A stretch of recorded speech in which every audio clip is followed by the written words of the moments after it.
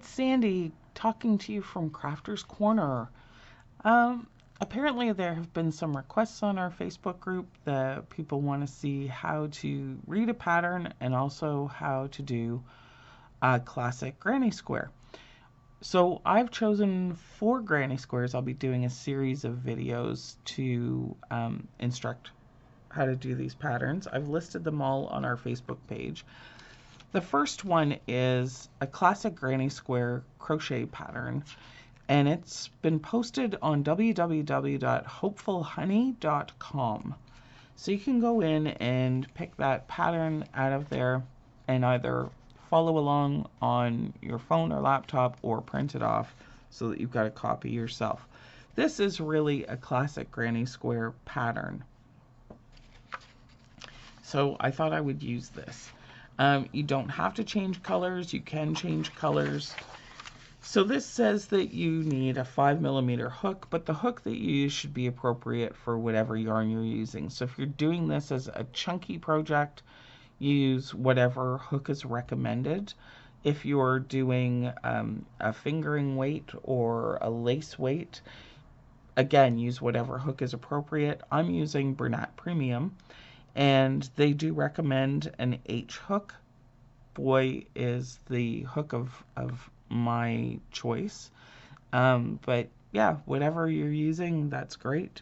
So yes, the hook appropriate for whatever yarn, they're recommending 3 colors. I'm going to be using 2 today. So I will switch in other places other than what is recommended here, or I'll be alternating just between the 2. So bear that in mind. Finish size, it says 14 centimeters by 14 centimeters. This project, and any project that you're working on with granny squares, the gauge isn't necessarily important. If you're making a blanket, as long as all of your granny squares work out to be the same size, that's fine. You're either making more of them or fewer of them. My tension seems to change over several days if I'm working a project over days or weeks or months or in some cases years. But anyway, yeah, so the tension, as long as it's all relatively the same for you and you aren't making a fitted garment, that's fine. And blocking, if you're off slightly with the tension, like I said, over that amount of time, you can block your granny squares to get them all to the same size. That's a whole other video, blocking and the reasons why. Yeah, that's a whole other video. We'll do it another time. But so this pattern is saying that it's supposed to be 5.5 by 5.5 inches or 14 centimeters by 14 centimeters. As long as it turns out to a size that's pleasing to you and then they all turn out the same size or relatively the same size, you're fine. Don't worry about gauge for now. So to read a pattern, this is the key to reading the pattern. So CH is chain stitch, SL space ST is slip stitch, SC is single crochet, DC is double crochet. Now, those are pretty standard terms. If somebody is doing a convoluted stitch or something that isn't very common, especially if they've made up their own short form for it, which you'll find in some patterns, always look for the key, because if you've published a pattern, you should be publishing a key with a full description of the meaning of anything that isn't a standard stitch. So look for the key, and hopefully the designer has actually accommodated and put something there that will help you out with their own stitches.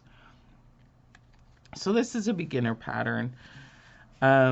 It suggests using a magic loop to start with to create a small hole, as small a hole as possible at the very beginning in the center of the granny squares.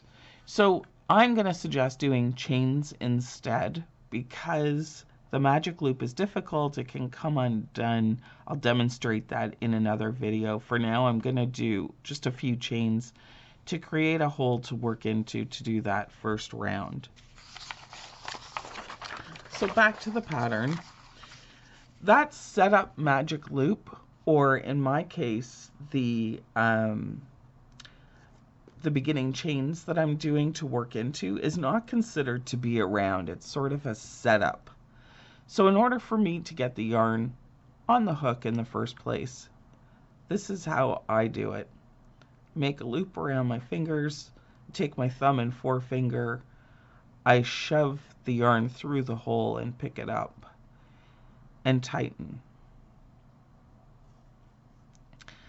You can do it different ways. Some will allow you to tighten by pulling the tail, and others will allow you to tighten by pulling the working yarn, the yarn that's still attached to your ball.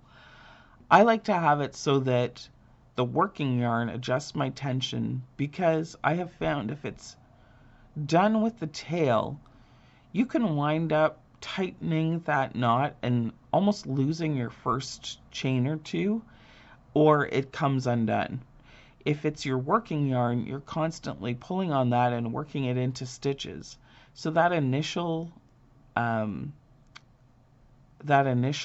bit that's on your hook, the size of that stitch will not change. So it's not going to change the size of your first chain. Pulling on the tail could easily do that. So that's why I do what I do. Anyway, to start this pattern off, for the size of yarn that I have, which is a 4-weight, or Aran, I think is the equivalent in the UK, we're going to chain 5 to begin, so that the hole isn't too big, but it's large enough for you guys to see to work into. So to make a chain, you yarn over, hold your tail so that the knot doesn't spin around your hook and unravel what you've just put around the hook. So you yarn over and pull through, and voila, you have made a chain. So again, yarn over, pull through, you've made 2 chains. Yarn over, pull through, you've made 3 chains. Notice I'm still holding the knot because that's regulating the size of what's on the hook. Once your finger is stretched too far though, move your grip up so that you're still regulating what you're doing. So yarn over, pull through, that's chain 4. Yarn over, pull through, that's chain 5. So we need to close this up to make a circle, a donut. So we have to do what's called a slip stitch to do that. So you take your hook, and in the very first stitch that you've made at the beginning, you slide the hook under one part of that beginning chain, take your working yarn, yarn over, pull it through that one stitch, but then hook it again and pull it through the second stitch. That's called a slip stitch. You've slipped it through 2 pieces. So here we have a center hole that we're going to work into, and we've closed up the circle. So we're about to begin round 1. That's what RND1 indicates. So this is round 1, and this is going to be the first round of the granny square. So you're chaining 2, which is the equivalent of a double crochet. So yarn over, pull through the loop, and we've created 1 chain. Yarn over, pull through the loop on your hook, and we've created 2 chains. So that's the equivalent of the first double crochet right there. So it's asking us to do 2 more double crochets inside the loop. We're going to ignore magic, inside the loop. So into this center hole. So to do a double crochet, you yarn over, put your hook into the center of the ring, pull the hook through, yarn over, and pull up a loop. Now notice my tail is right there from the very beginning of all of this. I'm working around that or over that. I've held it in the same place as the chains that make up the loop. So when I do my yarn over and pull it through, I'll show you again. So it's a double crochet, yarn over, put it in the center loop. I'm putting my hook around that tail of yarn as well as the chains. So when I hook, I'm actually trapping it in there. So pull up a loop, yarn over, pull through 2, yarn over, pull through 2. There is a double crochet. So now technically we have 2 there, but it told us to do chain 2 and 2 double crochets into the loop. So really that's just the first one of the 2 double crochets. So yarn over, into the center hole, pull up a loop, again catching that tail. We're going to do that through this entire round. We're going to hold that tail in place. Yarn over, pull through 2, yarn over, pull through 2. So there we have the first cluster, because a granny square usually starts off with 4 clusters of 3 with chains in between to make the corners. So we've done our first set of 3 double crochets to make one side of the granny square. So it says once we've done the 2 magic loops, or sorry, 2 double crochet into the magic loop, chain 2. Now notice there's a star there, an asterisk. That's going to come into play and I'll show you in a moment. So for now we're going to chain 2. So yarn over, pull through the first loop, yarn over, pull through the second loop. We've chained 2. And it's 3 double crochets into the loop this time, because it has to look the same as this side. So we're holding the tail with the chains so that it's all part of the loop. Yarn over, insert your hook into that center hole, pull up a loop through the center, yarn over, pull through 2, yarn over, pull through 2. Now these move freely, these double crochets move freely around the circle that's created in the middle. So I pull it a little tight to give myself lots of working space around this opening. So we need to do 2 more because the instruction is for 3. So yarn over, put your hook through the center, pull up a piece of, pull up a stitch of yarn through the center, yarn over, pull through 2, yarn over, pull through 2. So that's the second, yarn over, through the center, pull up a loop, yarn over, pull through 2, yarn over, pull through 2. Okay, so it was asterisk chain 2, 3 double crochet into the loop, repeat from the star 3 times. So from the star means anything after the star. So we're repeating that instruction right there. Chain 2, 3 double crochet into the loop. We're repeating that 3 times in total. So what we just did counts as the first of the 3 repeats. So we're going to chain 2, as it says, and we're going to do 3 more double crochets into the loop. So 1,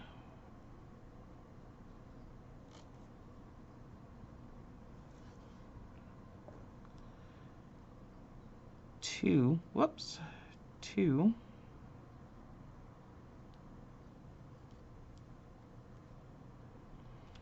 and 3.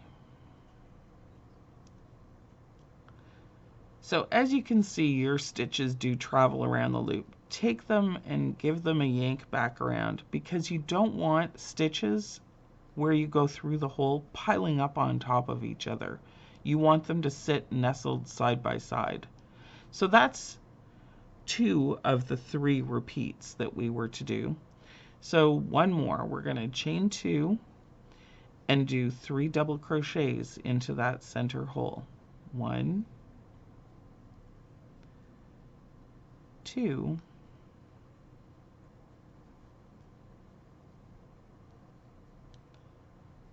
3. So you've worked that tail already through this. You can actually give it a yank and tighten up that circle a little bit just by doing what we did. Or if you like it, just leave the tail where it is and we'll weave it in later on. So here we've repeated the 3 repeats already. So we have to look past the star 3 times. And the next instruction is chain 2. And then we're going to join with a slip stitch into the top of the chain 2, the original one that we did. So we're going to chain 2 to create that last corner so that it looks like this. And remember back here, we started with 2 chains to make up the first double crochet. This instruction wants you to join this chain 2 to the top of this chain 2. So that's your first stitch, this is your second. I always go under the V. So the very top of the stitch, I'll put the hook through both pieces so that there's just the bump on the back. And you're going to yarn over, pull through that first opening, but then you're going to pull through the next stitch as well. So there's your slip stitch. And you can manipulate these so that that 3 appears to be more uniform. Everything's kind of on a little bit of slant because that's what the double crochets do. But anyway, so we've completed round 1 and there should be 12 stitches. When they say 12 stitches, she's not counting the chains in between and she's not counting the slip stitch. She's counting just the double crochets in this pattern. So that counts as 1. It's the original chain 2. So 1, 2, 3, 4, 5, 6, 7, 8, 9, 10, 11, 12. There you have your 12 stitches. So round 1 is complete. Congratulations. So round 2 says to color change. So choose another color if you like, and if you don't like, then just keep going with the one that you're currently using. I'm switching to this dark purple. I hope you guys can see it.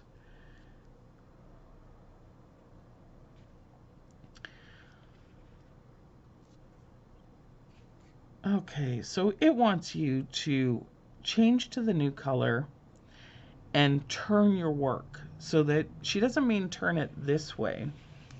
She means turn it this way, so that you're going to be working on the back. So to do our color change, I'm going to leave a long tail,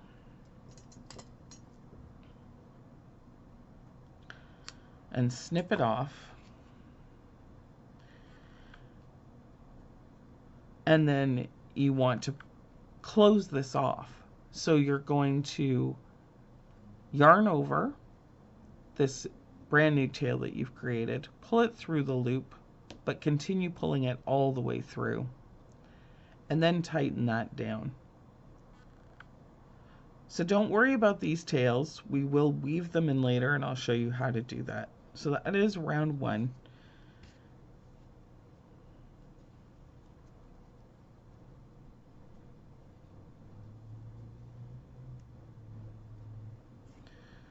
So at this point, we're actually going to be working into these chain 2 spaces. I've turned the work. I'm going to slip stitch my yarn into the hole here, right in the corner, the chain 2 space. So I've attached the purple. I'm not going to yarn over. I'm putting my hook through the space, not through the stitch, through the space, yarn over, pull up a loop, and pull it through the loop that's on the hook. So what you've done is you've effectively attached the purple to the green. And now we're going to do a chain 2. Now she says to chain your work, or to turn your work at this point. I've already done that.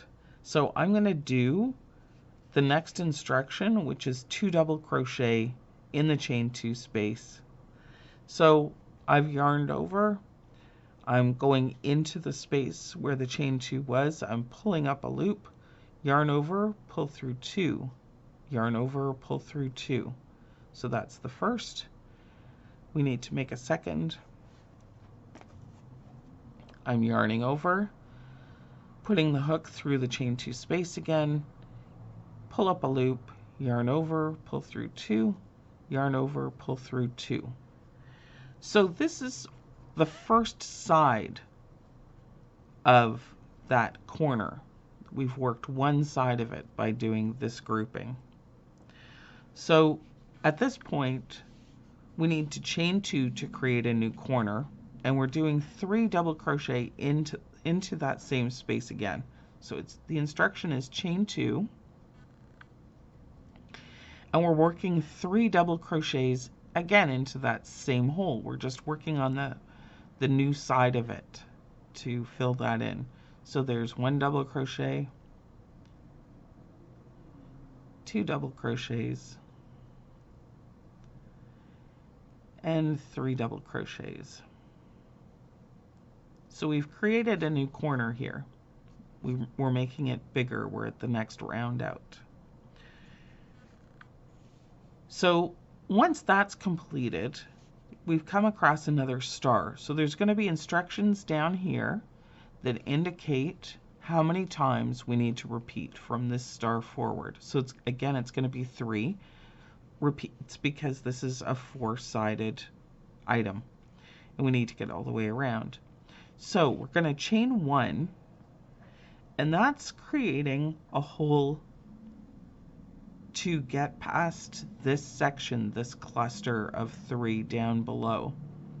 So we're chaining 1 only because when you put 3 into that corner, it flares those stitches. So in order to make up for the flare space, if we put 3 up here, it would make everything ruffle. In order for it to lay flat, we need to help close in that gap. So they're choosing to do a chain 1 here. And then we're doing 3 double crochet into this next space, just like we did here.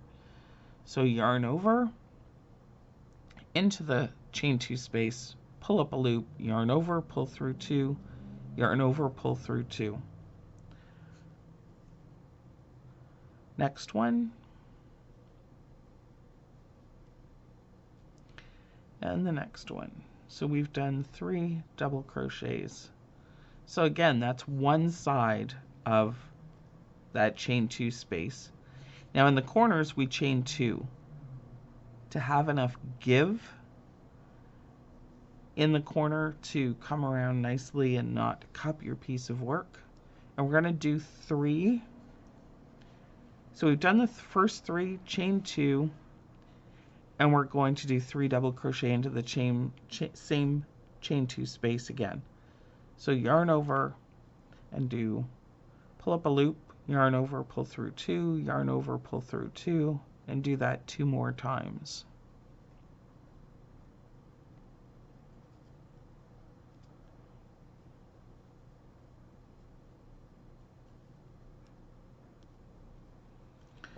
Okay, so then we've come to the asterisks again, so we have to go back up to the beginning, back to chain 1. And it makes sense because we're working over a cluster again. So it's just a chain 1. So now we're going to work into the 3rd corner. Yarn over, we're doing 3 double crochets, chain 2, and 3 double crochets again to create the next corner. So yarn over into the chain 2 space, pull up a loop, yarn over, pull through 2, yarn over, pull through 2. That's the first stitch. We're going to do 2 more.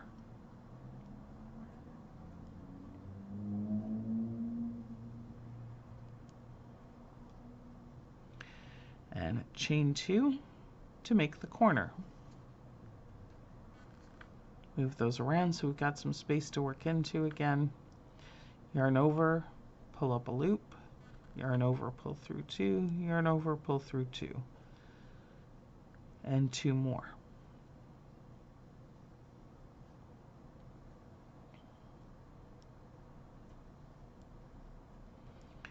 chain 1,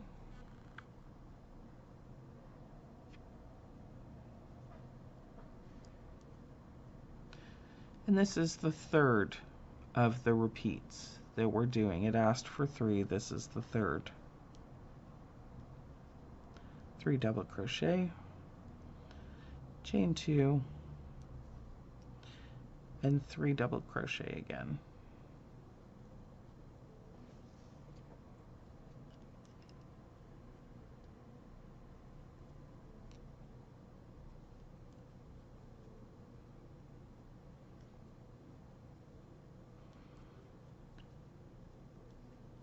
Now, I'm just going to digress here a moment. When we started this round, it said change yarn color to C, chain 2, and turn your work.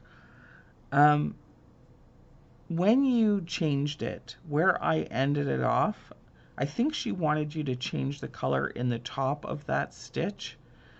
By me ending off the first color, which she never says to do, but by me ending it off and starting right in the chain 2 space with the next color, that if we had done it the way that the author, the designer, had chosen, that first 2 double crochet would have looked like it was coming out of the top of that last double crochet on the round, and then the next 2 would have been in the chain space.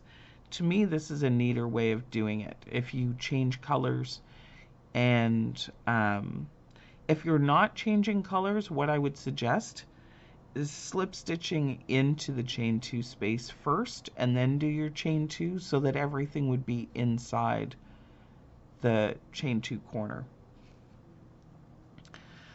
I'll demonstrate what I mean on the next color change. So we've done the star to star 3 times. We need to chain 1, and again we're going to do a slip stitch into the second stitch of that initial double crochet that, or sorry, initial chain 2 that created the first double crochet. So again, I'm going into the V of this stitch, the top 2 pieces that create the V at the top of the stitch. And we're going to do a slip stitch. So yarn over, pull through that first stitch. My yarn has split, so my hook is catching.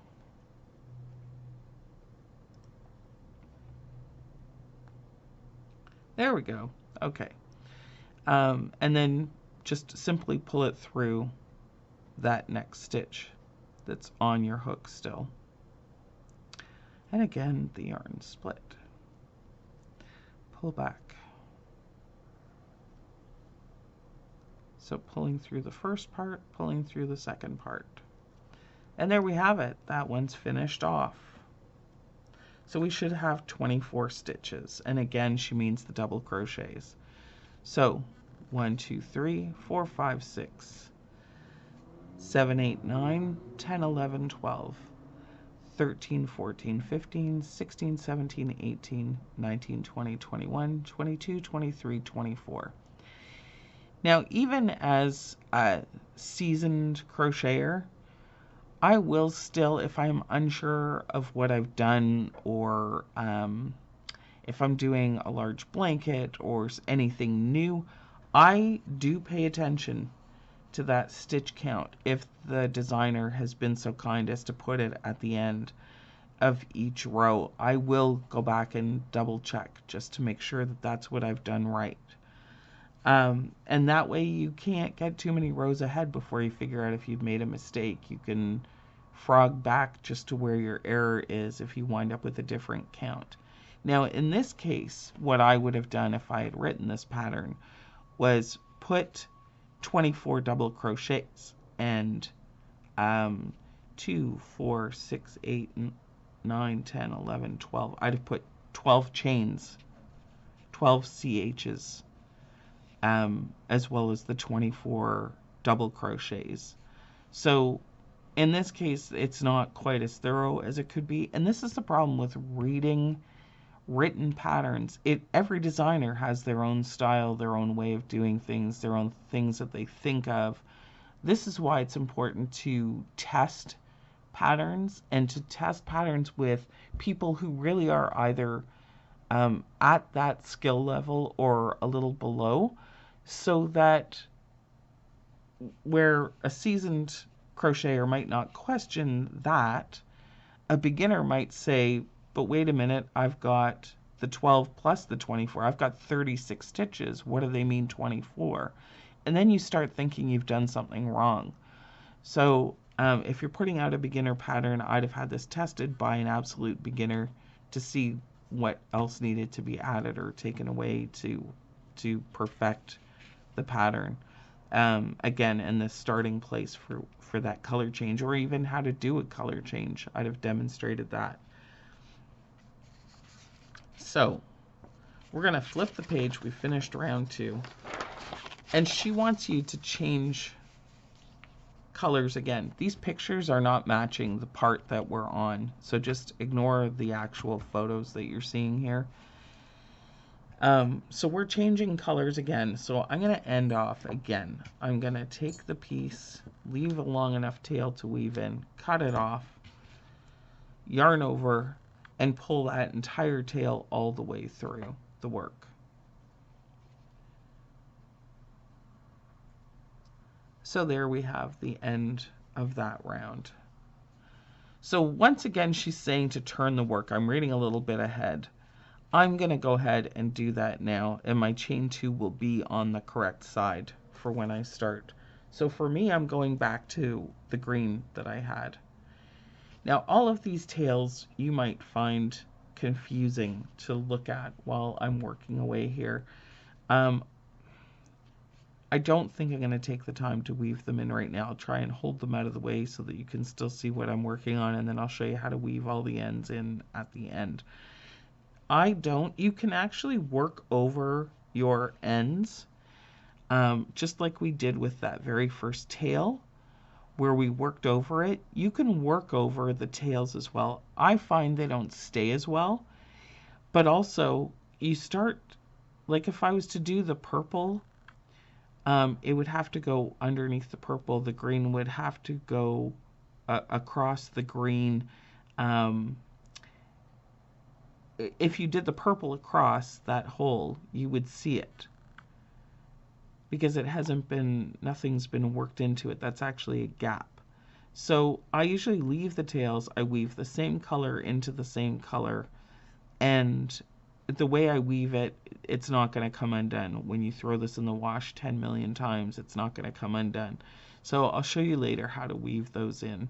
So right now, I'm supposed to be working on the wrong side. Or sorry, the right side again. So I flipped this a couple of times, and now I kind of don't know where I am, but I do. When you complete the side you've just been working on, the top of that V will be tilted towards you.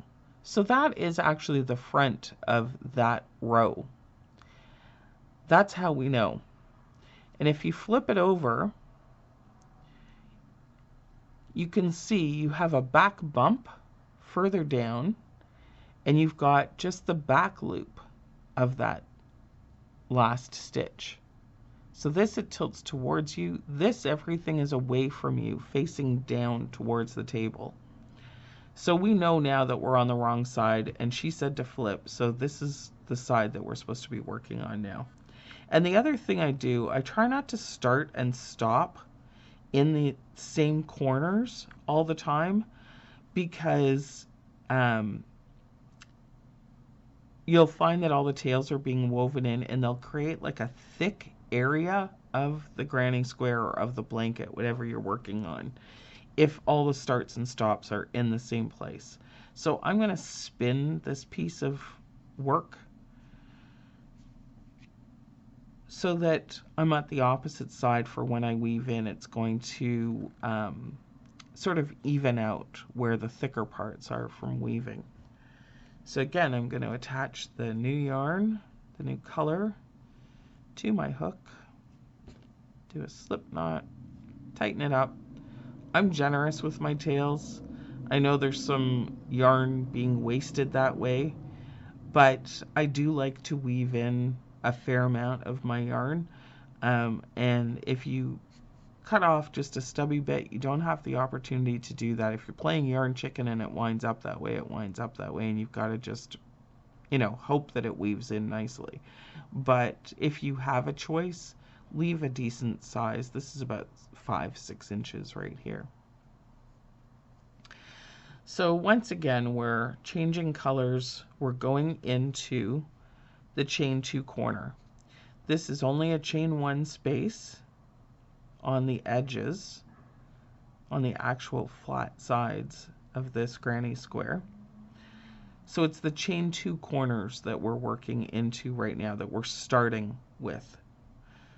So I'm going to take my hook, put it through the chain 2 space, yarn over, pull up a loop, and I'm going to continue and pull it through.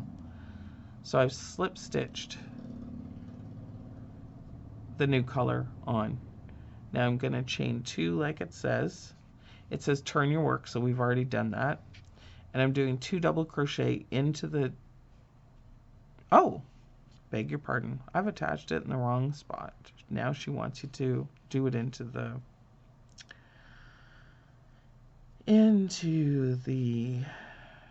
sides. Beg your pardon. Okay, so I've attached the yarn. We're actually working 2 double crochet into the chain 1 space after we do the chain 2. So I'm going into this side, into the chain 1 space, not the stitch, yarn over, and attach my yarn there.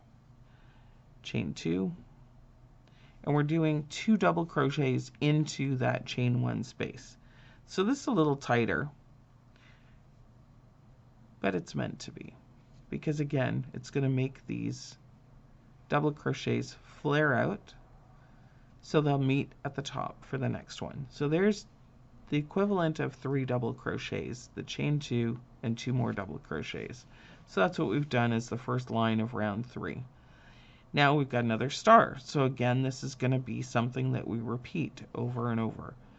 So we're going to chain 1. So just like we did in this round, round 2, we did the chain 1s on the side. We're doing chain 1s again to cover the spans of the 3 double crochets from the previous round. And we're going to do 3 double crochets into the chain 2 space. So we're creating another corner. So 1,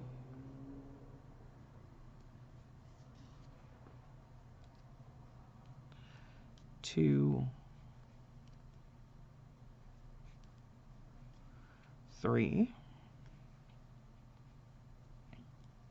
And it's a new corner, so I'm going to push it back again. And in the corners, we do, oops, 3, okay. In the corners, we do a chain 2 and then 3 double crochets on the second side. So 1, 2, and 3 double crochets into the second side of the corner.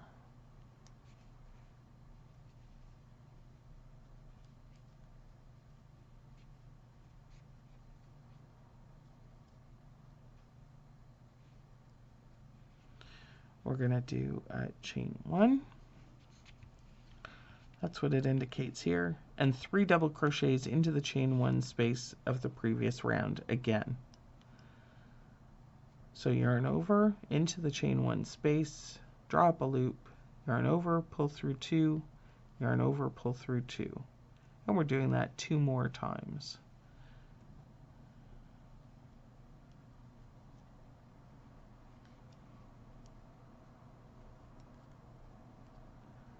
Now, that is 1 full repeat.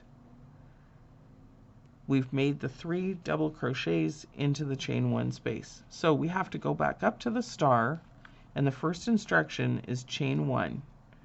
So we're starting that whole process over again. So we've done the repeat once. This is the second one. So chain 1, yarn over, Into the chain 2 space, we're doing 3 double crochets.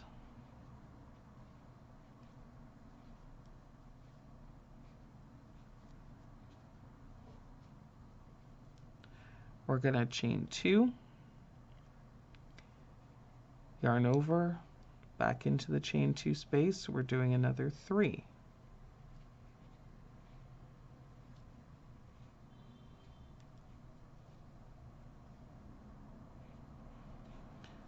Now if you're having trouble tracking your pattern and knowing where you are, what round, first of all, to count the rounds, that's 1, that's 2, and that's 3. That beginning hole that we worked into is a setup round. That is not round 1. So that's round 1, round 2, round 3. We're nowhere on round 3. But I kept looking down at round 4 when I was trying to see the next instructions for this. So you can take another crochet hook, you can take an emery board, you can take another piece of paper, a post-it, and you can actually mark what row you're working on and move it down as you go through the repeats so that you don't have to keep tracking it. They actually sell metal boards that look like a clipboard with a magnetic ruler that will hold your work in place. You just move the ruler as you go through your pattern. But I find if you've printed it off and you have a lot of pages, you can't hold the whole pattern. The magnet isn't strong enough to hold the entire thing onto the clipboard. So you need just one page at a time. So if you're working out of a book or a magazine, that won't work at all unless you photocopy onto individual papers. But the rest of your pattern is going to have to sit to one side while you just have the one page in that on that board. In which case, I recommend that you number your pages. Just go through and hand number them if they don't have numbers on them, so that the one that you're working on, if the rest of the pile falls, you can easily put everything back together again. So yeah, you can mark your rounds with something extra that you have laying around as long as it's straight. So I digress. We're going back. So we've completed one side, 3 double crochets in the chain 1 space, and we're starting the repeat again. So chain 1, 3 double crochets into the chain 1 space,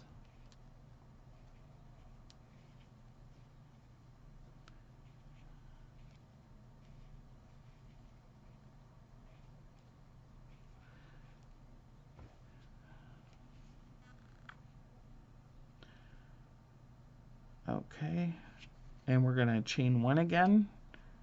Sorry, we were working on this part. 3 double crochets in the chain 1 space. Now we're back up at the top. Chain 1, 3 double crochets into the chain 2 corner space,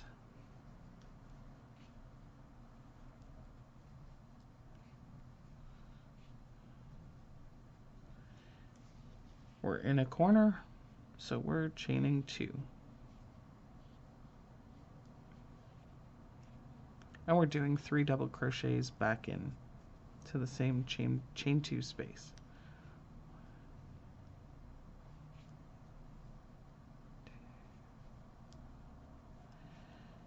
And 3. We're going to chain 1, and we're going to work into this chain 1 space, the last chain 1 space on the last side. 1, 2, and 3.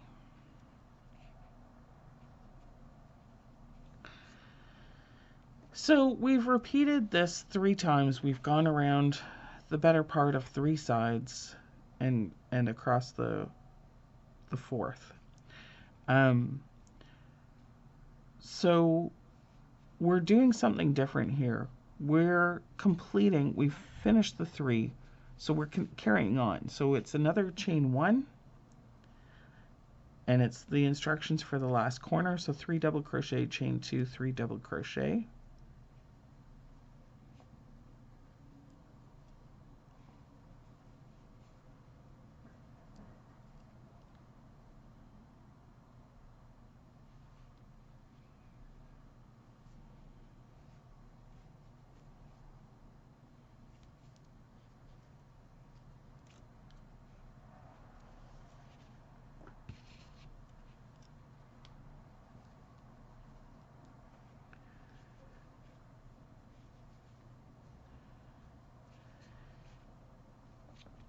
And then chain 1.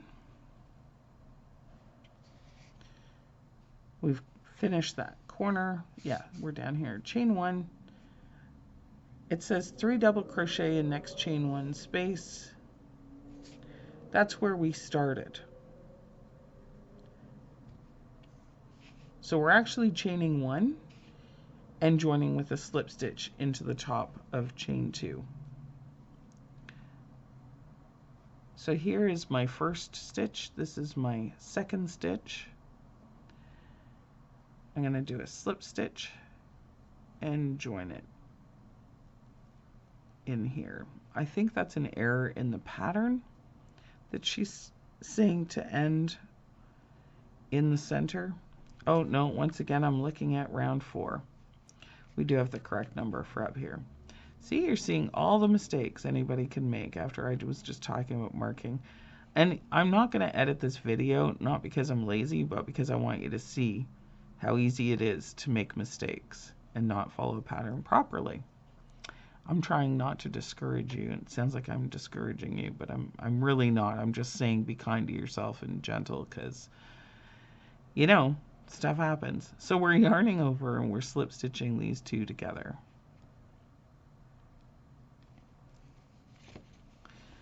So that's round 3 that we've done there. Now she doesn't talk about changing the color here. So I get to show you what I meant about working into the top of the last stitch versus the space. So we're not changing yarn. We're turning our work again. I'm not doing the chain 2 and then turning my work. One more time, I'm turning my work. And we're supposed to work into the chain 1 space that's created. So that's this space here. If I chain 2, it's going to be in line with this double crochet that's below it. We don't want that. So if you actually take your yarn, go into the chain 1 space, pick up a loop and pull it through, you have slip stitched into that space. And now all of the double crochets are going to appear to come out of that chain 1 space instead of out of that last stitch. I like the look better. So now I'm doing a chain 2, and we're going to do 2 double crochets into the chain 1 space. So yarn over into the chain 1 space, yarn over, draw up a loop, pull through 2, pull through 2. It's the first one, and here's the second one. So we're going to chain 1, and we're doing the next corner. So into the chain 2 space, just like always, yarn over, double crochet 3,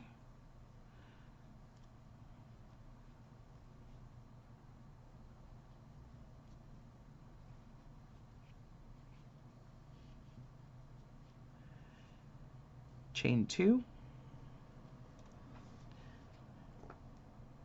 yarn over, and double crochet, pull through 2, pull through 2, 2 more times to create the corner. And this is round 4 we're working on now. If you wanted to do these all in one color, what I just did there with slip stitching it together and then turning the work and slip stitching into the space, that's how you would do every single round. So we've created the first corner, chain 1, 3 double crochets into the chain 1 space. Here's the first of the two chain one spaces on this side. 1, 2, 3.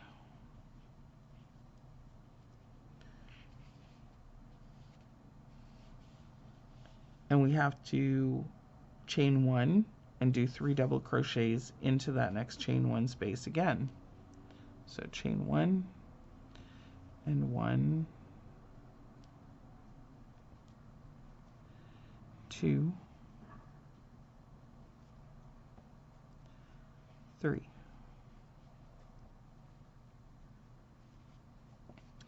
And then we have to repeat from that original star again. So we're going back up to the top, we're going to chain 1, and we're doing the next corner again. So chain 1, 3 double crochets into the chain 2 space. I think where people go astray with granny squares is they will put a third set into a corner space, or they'll forget to do the second set, and then they wind up with just one in this chain 2 space, one set of them. You have to have 2, not 1, not 3, not more, but it will give you a very odd shape and sometimes a ruffle to your granny square, and everything looks awkward, and it looks like you were enjoying some adult beverages while you were crocheting. Okay, so that's a corner done. We're going to chain 1 and put 3 into the chain 1 space. 1, 2, 3. And eventually you get a rhythm. Chain 1. We're putting 3 more into the chain 1 space. So 1, double crochets, 2, 3 double crochets,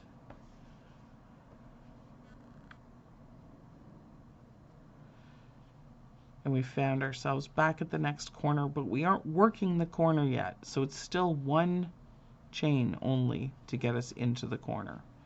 1.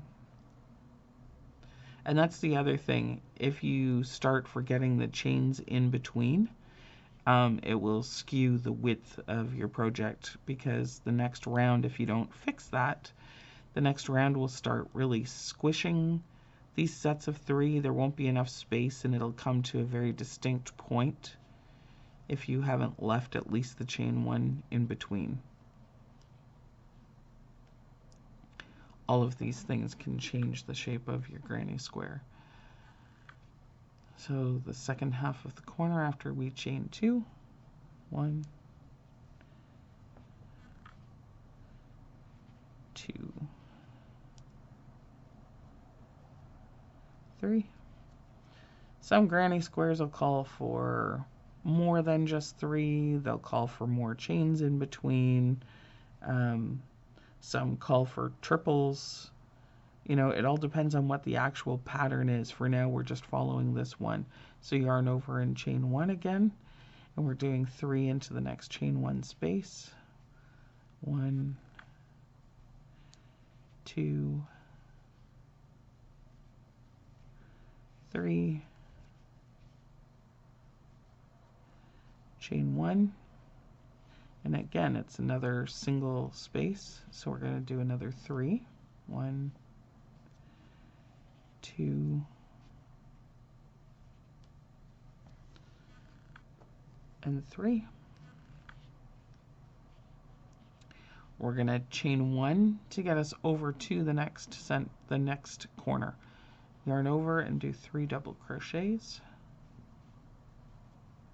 This is the last corner that we're working. 2, 3. Scooch everything over. Chain 2, 3 double crochets onto the second side of the corner.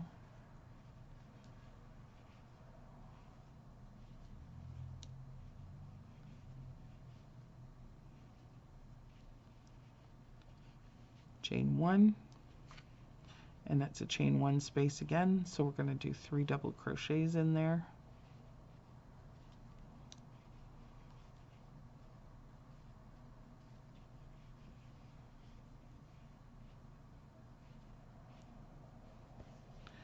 And to end, we're going to chain 1, and we're going to work a slip stitch into the second chain of our original chain 2, our very first double crochet equivalent. So I'm working into the top V there, didn't catch it. 1, 2, yarn over, pull through that first stitch, and through the second one. So I didn't count the last round, but we will count this one. It says 48 stitches, so 48 double crochets. 3, 6, 9, 12, 15, 18, 21, 24, 27, 30, 33, 36, 39, 42, 45, 48. Now I just happen to remember that that's where I started, but you've always got to have an idea of where you started to count, or you're just counting around and around and around and you don't get a proper count. So you can put stitch markers. You can put stitch markers into the chain 2 spaces if it helps you remember that that's where your actual corner is. There are various kinds of stitch markers. Some are plastic, some are just rings, some close, some don't. I like these pins. It's like a tiny diaper pin. And you can put it through the chain 2 spaces. And when you start to count, you can hold the one that you started at or make it a different color or something so that you can tell when you're counting that that was the beginning.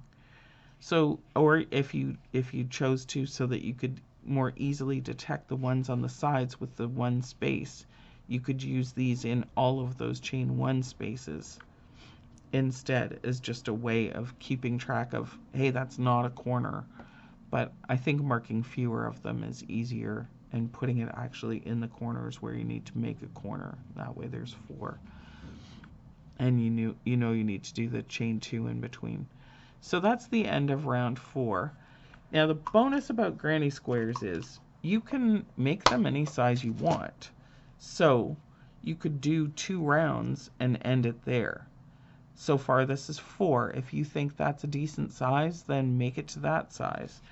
This one, since I'm following this pattern, I'll go ahead and complete it.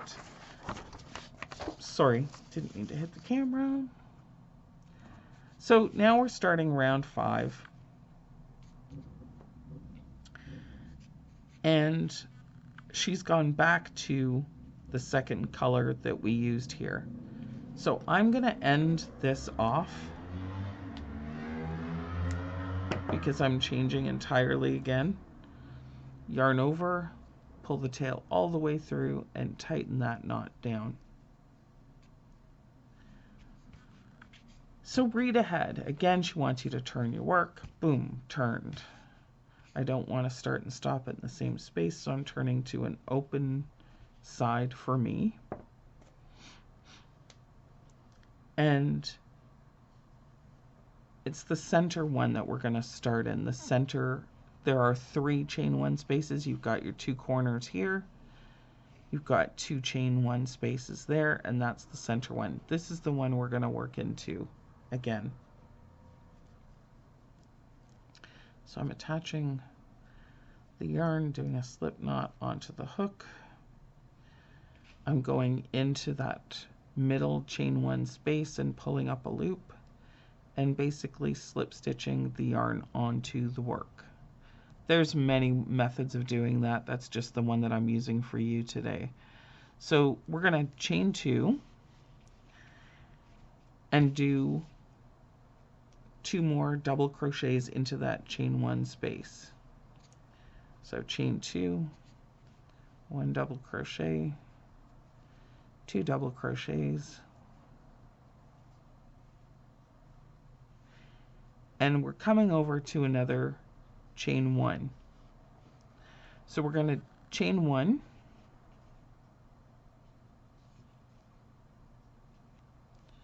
and we're going to do 3 double crochets into the next chain 1 space.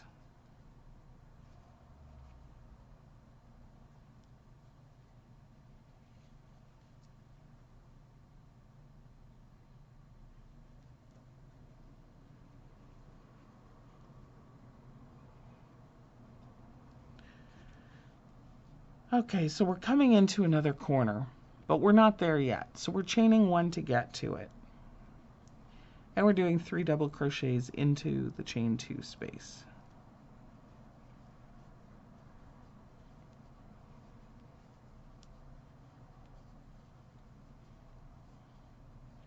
We're going to chain 2 because we're creating another corner. So this is where we are right now, chain 2. And then we're going to do 3 more double crochets in the chain 2 space.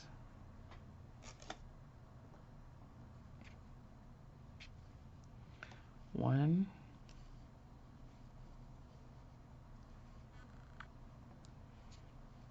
two,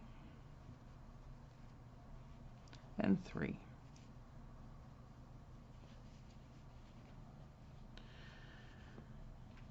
Okay, so we're at this point we're carrying on to the next chain 1 space. We're going to chain 1 and 3 double crochets into that space.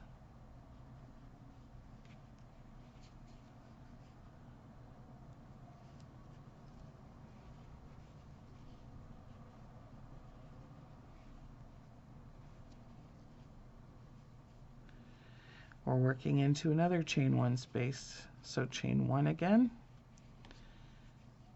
And we're doing 3 double crochets.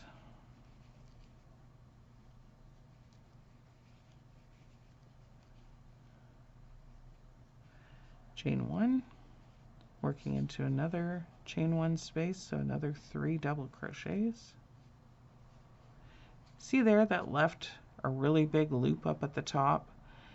It's all right, but it's not great. I'm actually going to go back and hold my yarn with a little more tension to close that gap up. It's worth it to me when you see that you've created that situation to go back and fix it. That's just much tidier. If you do that too often, you're actually creating a bigger round than you should the entire way. See, I've done it again. I'm going to go back and redo that one. So put my hook back through the hole that I want to close up, and I'm going to tighten up my tension again. I don't know why all of a sudden I'm creating that situation, but I am. So I'm just going to go back and fix it when it needs fixing. So again, we're working over to a corner. We aren't working the corner yet. So we're going to chain 1, and then we're going to work a corner. 3 double crochet, chain 2, 3 double crochet.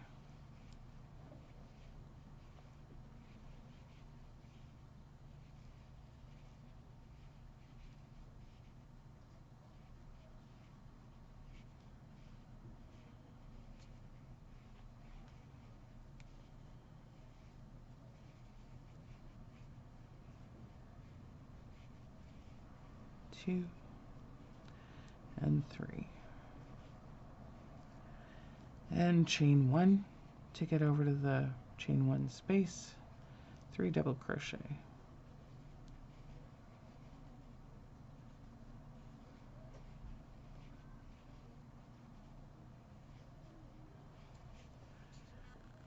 And we're going to another chain 1 space. So chain 1 and 3 double crochet.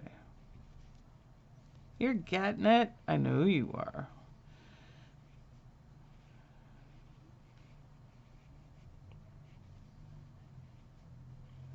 Chain 1, 3 double crochet into a chain 1 space. Shock and awe. And we're working over to a corner, so chain 1, and then we're going to work another corner. 3, 2, 3, 3 double crochets, chain 2, 3 double crochets.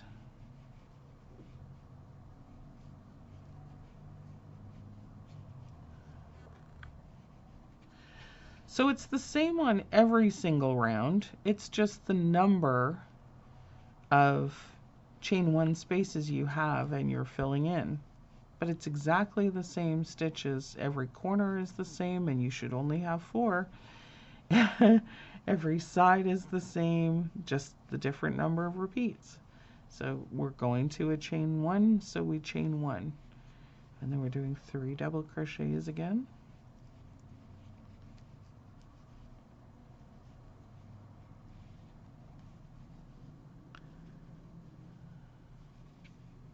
Chain 1, 3 double crochets.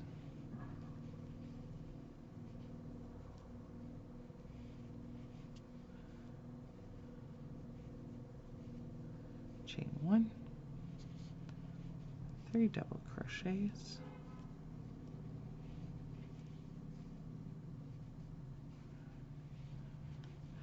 We're working over to the last corner, so a chain 1 to get to the corner, and we're doing 3 double crochets, chain 2, 3 double crochets again. 1, 2, 3. Chain 2, 1,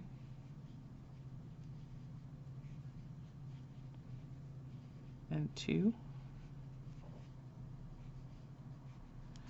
and 3. We're chaining 1 to get over to the chain 1 space.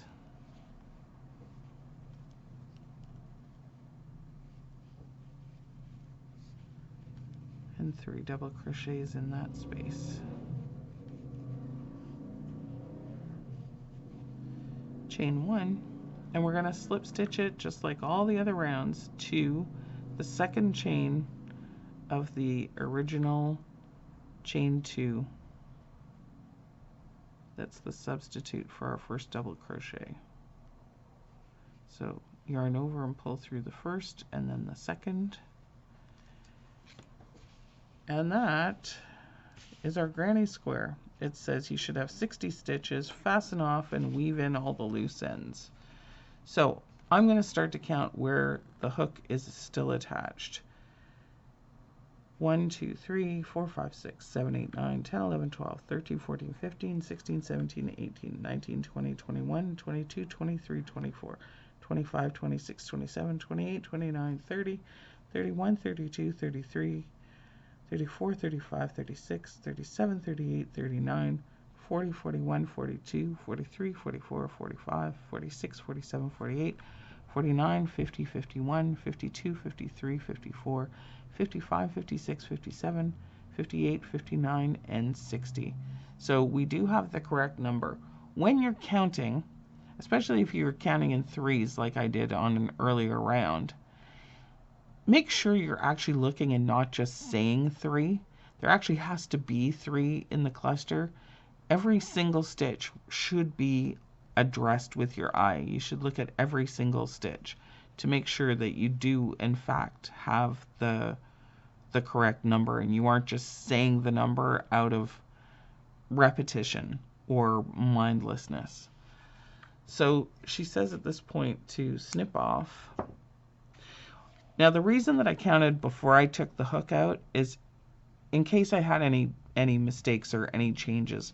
Once you end it off for a round, it's harder to go back and undo your knot and work out how much extra yarn you need, or and once you've woven in ends, it's brutal to try and undo that if you've woven them in well and properly. So there are different needles for weaving in ends. You can use steel needles like those. You can use plastic needles like these. I find these awfully thick. If you're going through finer yarn, I don't recommend these. And then there's Susan Bates has done these needles. Oops, wrong one. Oh, these are plastic darning needles instead of the stainless ones. I have no idea where my Susan Bates ones have gone.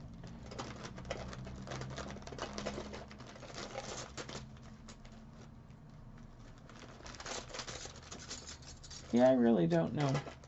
Okay, basically the Susan Bates ones are, see this eye portion up here? That's what the entire needle looks like. So it's one massive eye, and they come in different lengths from this to this. Basically, I think 2 inches up to like 4 inches or something. So it's great because if you have a short end and you put, let me just string this for a second. Okay, so if this end was very, very short and you needed to work tight up there, but still get the needle in to bring it back here, with the Susan Bates, you can push the yarn towards the end of the needle that's the shortest.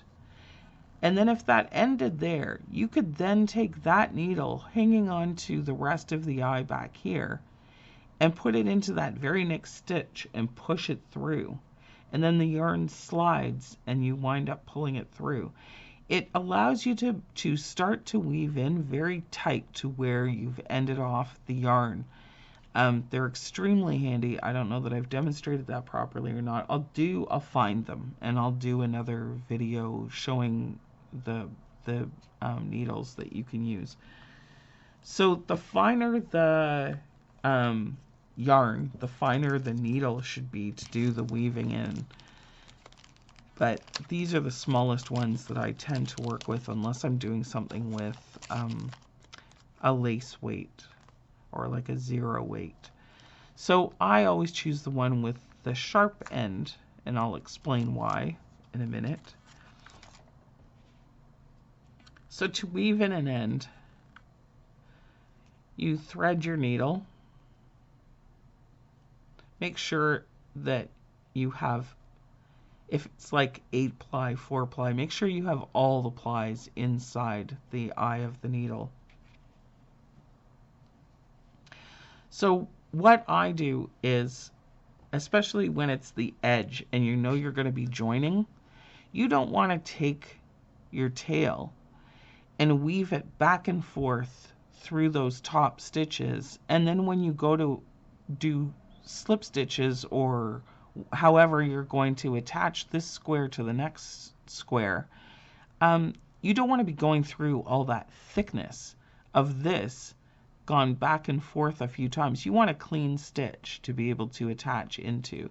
So especially on the outer rounds, I will work the stitches vertically instead of working through the yarn horizontally, just to eliminate that extra bulk. So what I do is I thread the needle. I make sure that there's a long enough tail. I'm not going to pull it through, or sorry, pull the needle back off. And I'll go down into, say, this first stitch.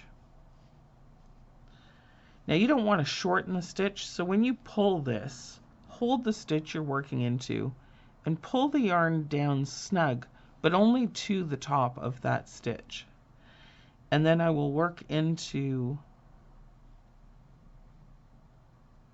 underneath these stitches. Now by using the pointy needle, you're actually grasping fibers as you're going in. You're not just going between stitches, you're going into the actual yarn.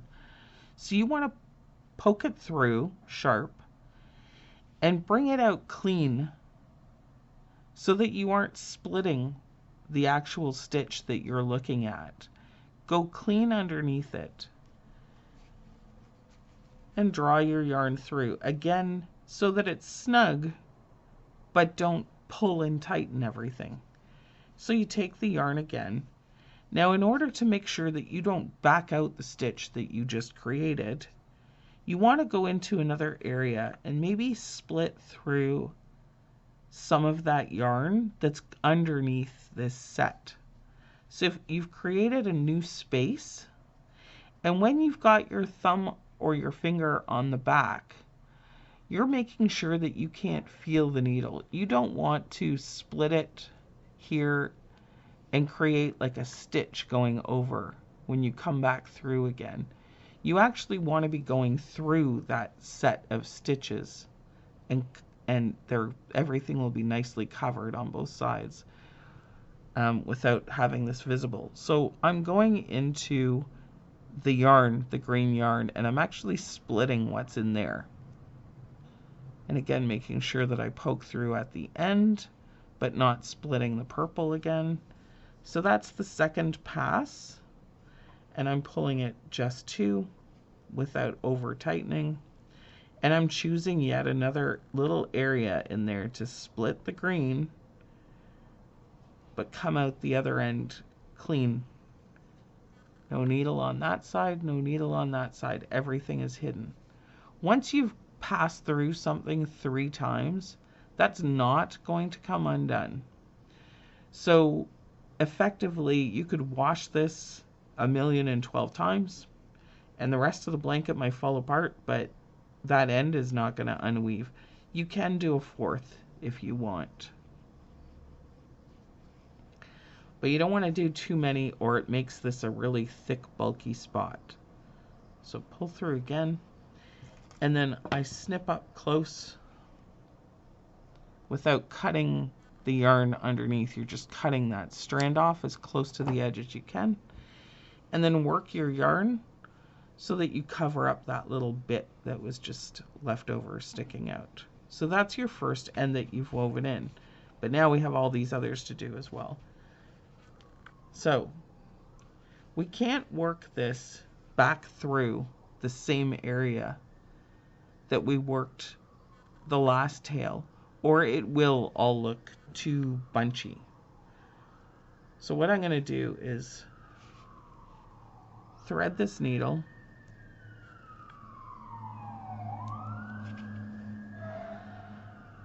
I'm going to work up that stitch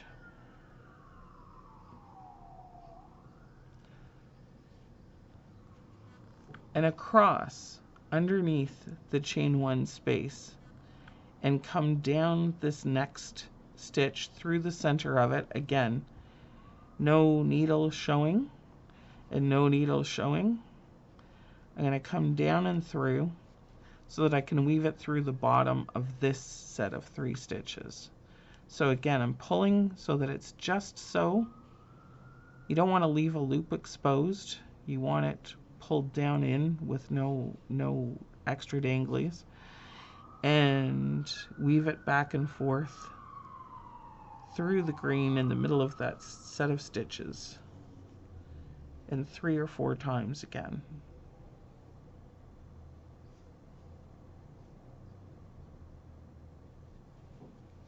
You want it clean so all of this is hidden inside that tube of the purple.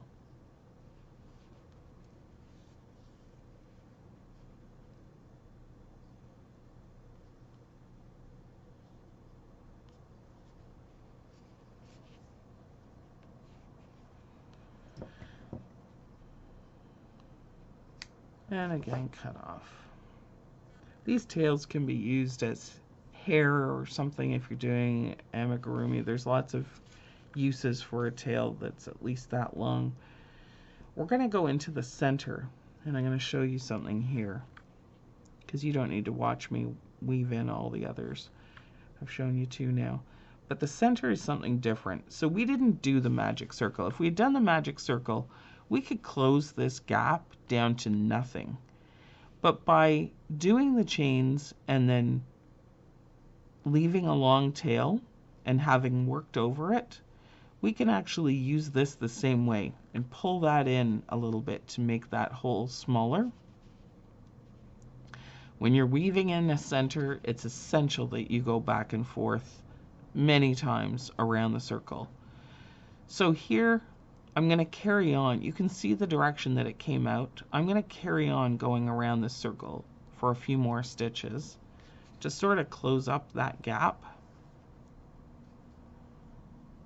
but you want it to stay that tight. If we just left it like this, that could open up with wash, with use. We want to make sure that that stays. So we're right now working in a clockwise direction. I'm going to take the needle, again, it's important that it's the sharp one.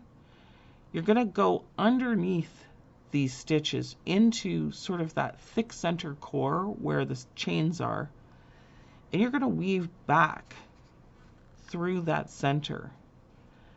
You don't want to split the yarn as you do this, because again it'll just look messier. So make sure that you come out so that you're not splitting that last stitch. And pull. But we're going to carry on working in that direction. Do it picking up a few stitches at a time. So there's a few more.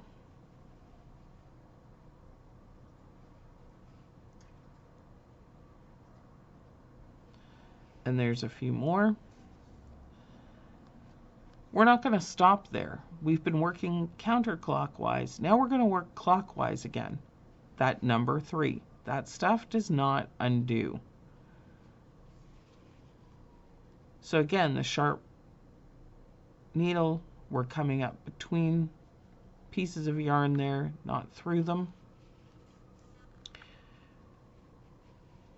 And we're going to make sure that we draw this fairly tight so that it stays. Through a few more stitches.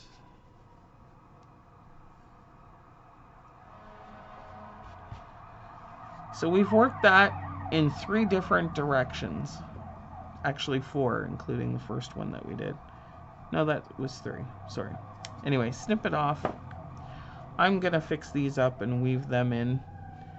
Again, where it ends at the top here, I wouldn't go through the top of the stitches. I'd come down and work that tail through the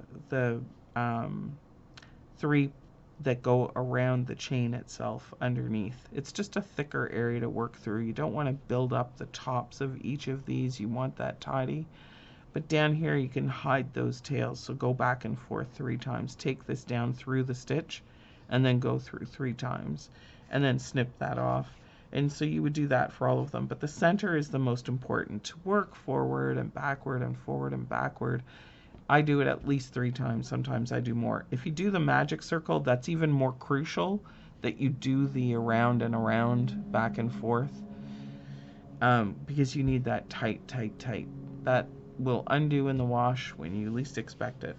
So that, I hope I haven't bored you too much. My throat's going. That's what your granny square should look like. Oh, talk about gauge real quick. So that is my completed granny square. Obviously, that has not been blocked. Blocking means wetting your square and stretching it by pinning it to children's mats, or if you're lucky enough to be a woodworker and you've created a template for yourself with holes and pegs to stretch them on so they're all the same size.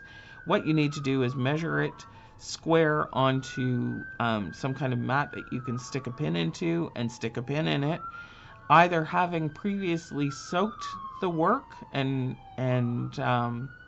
you're willing to let it dry for a couple of days, or if you use a steamer or spray mist onto it, however you wet your piece, that's what blocking is. You're stabilizing the size and the shape to what you want, and then you're wetting it so that it dries that way. You have to leave it intact until it's completely dry. So some yarns will dry if they're thin, you know, like sock yarn, and you've steamed it, that'll be dry probably. I would give that 2 hours just to make sure that it's good and set. And then when you take out the pins, the straight pins, your piece is pretty much formed. Once it gets wet again, it's got to be re-blocked again. So once you've assembled this into a blanket, I wouldn't worry about it anymore, because the blanket has drape. The weight of it will sort of pull it down to where it naturally wants to be. If you were turning this into a garment, obviously you block the squares so that they're all the same size to turn into the garment to make sure that all your sizing is correct.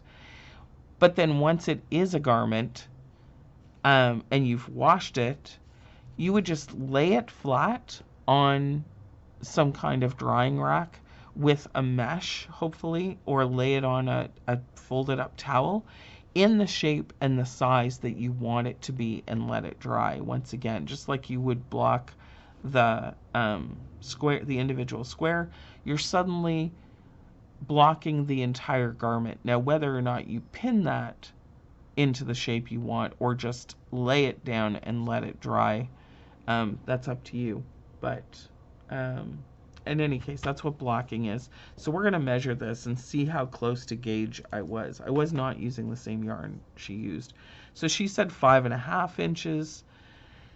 Mine is 6 1/4, it looks like. And let's see if the other side matches. No, the other side's only 6 inches. So blocking, that's where I could add the extra 1/4 inch. I've done it just by pulling that. And that's 6 1/4. So yeah, you can just sort of stretch it by hand. You can block them to be exact, especially if you're doing a garment. But so my gauge was well off of what she was looking for as a pattern designer, but that doesn't matter. It's irrelevant. So I hope you've enjoyed my granny square tutorial. It's something you can go back and watch over and over. You can pause and fast forward or whatever you want to do. Hopefully it's taught you something and you've learned well. You can go into Facebook Crafters Corner if you're a member of our group, and you can watch these videos hopefully through there. That's what I'm trying to accomplish today. And if you have any questions, contact me through Facebook, through that group, and I'll answer your individual questions. Thanks. Have a great day. Stay safe, everyone. Bye for now.